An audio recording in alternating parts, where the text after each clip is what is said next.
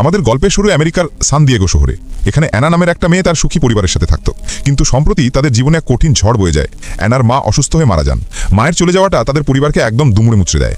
বাবা তো এই ধাক্কা সামলাতে না পেরে মানসিকভাবে একদম ভেঙে পড়েন। তিনি সবসময় একা একা কথা বলতে শুরু করেন। অবস্থা এতটাই খারাপ হয় যে সকালের নাস্তা পর্যন্ত অ্যানাকে তৈরি করতে হতো। অল্প কিছুদিন অ্যানা এই দুঃখের সাথে মানিয়ে নিতে পারলেও এত চাপ আর একা সামলাতে পারছিল না। তাই মন ভালো করার জন্য সে তার বান্ধবী ব্ল্যাক গার্লকে সাথে নিয়ে ঘুরতে যাওয়ার পরিকল্পনা করে। তারা দুজন মিলে ঠিক করলো সপ্তাহান্তে সমুদ্রের ধারে ঘুরতে যাবে।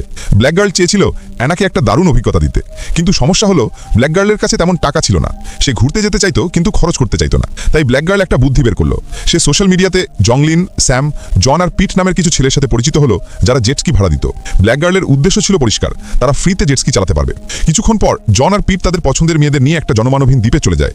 এখানকার সমুদ্র নিরক্ষীয় অঞ্চলের কাছাকাছি হওয়ায় সূর্যের আলো খুবই সুন্দরভাবে পড়ছিল। সমুদ্রের জল ছিল গাঢ় সবুজ আর দৃশ্যটা ছিল চোখ জুড়ানো।